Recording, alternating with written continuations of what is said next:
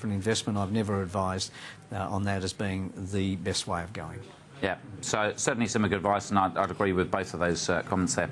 Now, to get more information on buying and selling property, you can always download a copy of my book.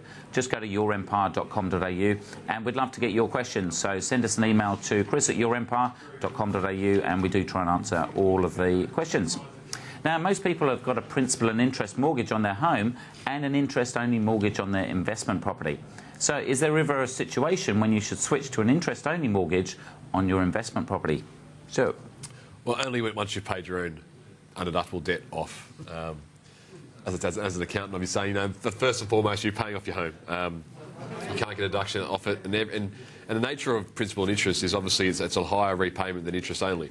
So if you're paying interest only on your place, on your investment property, sorry, then you've got more money to put towards your home and therefore pay off the mortgage on there. So I'd be looking as far as interest only in regards to investment property because it maximises your deduction in that area and minimises your area deduction as far as your home.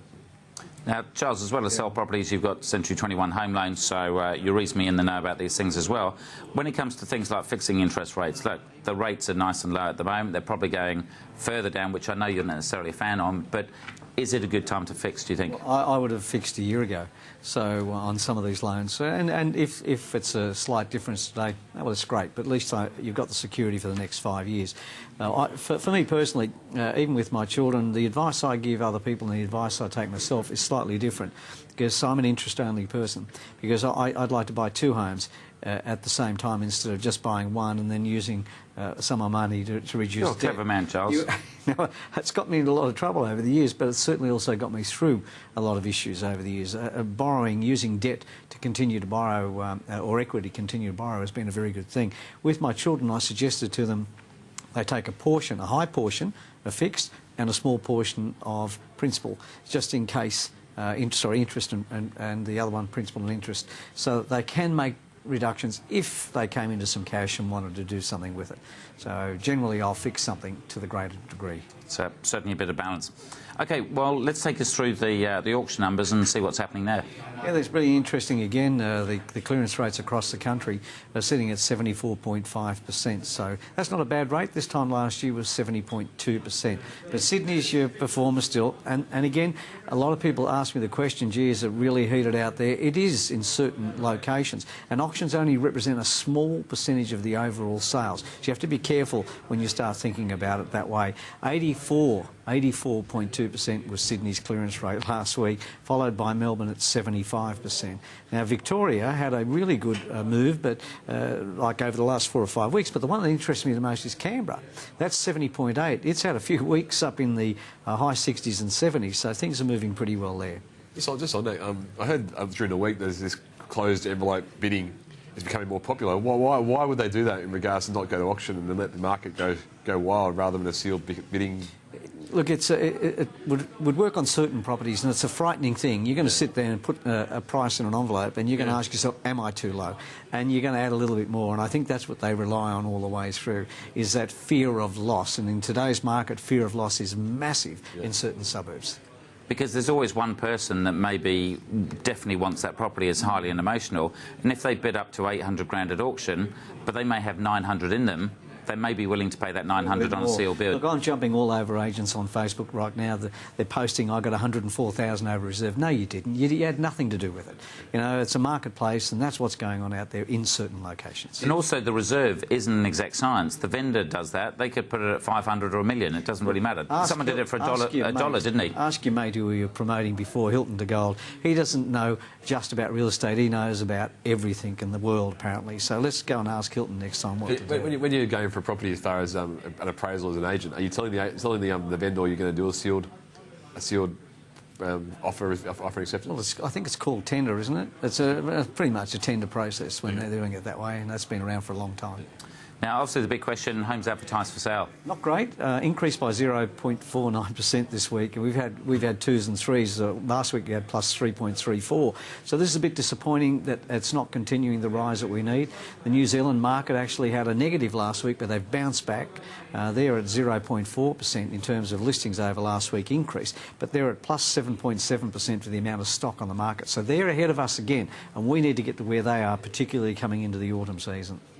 Now, obviously, rates are low. We've talked about that. What's happening to the rents on the other side? The chart I've been keeping on that's really interesting to watch that now. The three main cities, being Sydney, Melbourne and Perth, that I've been looking at over the last few years, they all had a modest increase. Sydney had a modest increase of 0.15% in rent.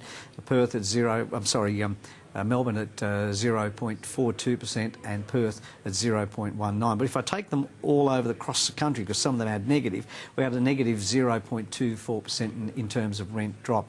Over the start of the year, it's down a 0.72%. So keeping pretty steady when you look at that chart. It's not too bad. And then just finally on the vacancies as well. 1.56% in Sydney, 3.45% in our lovely south of the border, Melbourne, and in Perth 6.44%, so it's given us an average clearance rate between those three capital cities of 3.82%. Now, again, there's a lot of media about the mining towns. A lot of people obviously spend a lot of money there. Typically, if you look at a mining town, how big could the vacancy be in those kind of areas? It's massive shift. It's a massive shift, one to the other. And again, we always chat about this. It frightens me. Those areas frighten me because you can get so much capital gain and so much rent, and all of a sudden somebody, one person that's in some organisation or somewhere in another country makes a decision and bang, overnight you're in trouble. So high risk, and they really need to be careful of that. I wouldn't be even attempting, if I had a chart right now for vacancy rates, it would be up here one day and down here the next and possibly back up again. And that's what they say. It's like investing in a one-horse town. Unless you're a serious expert, and most of the experts don't invest in those areas, it's all the speculators. Well, most of the experts are real estate agents, and if we really knew that much about it, we'd be buying and selling houses at the right time. But we don't always have that. Can I send a quick call out to somebody, to a young entrepreneur called Glenn Twiddle? He's running a program. Tom Panos is included in this, and Arnold Schwarzenegger is speaking.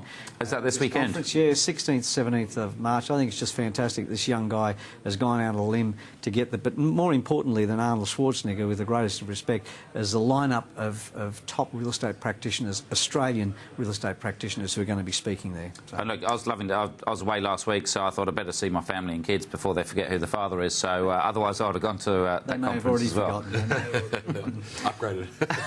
Quickly, to bounce back to you, Stuart, we were talking about kind of fixing interest rates. What are the other things they need to consider, say, from your perspective of things like break costs and stuff like that? Well, break costs is a big consideration. I mean, when you're thinking about a period you're going to fix your interest rates for, you're basically going to unlock doing anything with that property for that period. So if you're going to do nothing with the property except for hold it for 5 years, then basically you lock it in for 5 years. But again, if it's 3 years or 2 years, but that's an important consideration because you don't want to be getting to 3 years in and say, right, I want to do something with the property, like sell it, and then the bank come to you and say, right, you owe me 10 grand for break costs. So those kind of things are very, very important when you're conditioning. So don't just look at the interest rate, look at the whole package. Absolutely. Stuart Wall from Bell Partners, Charles Darby from Century 21. Thanks for joining us. Thanks, Chris. Thanks for joining us as well at home. Until next week, I'm Chris Gray. Good night.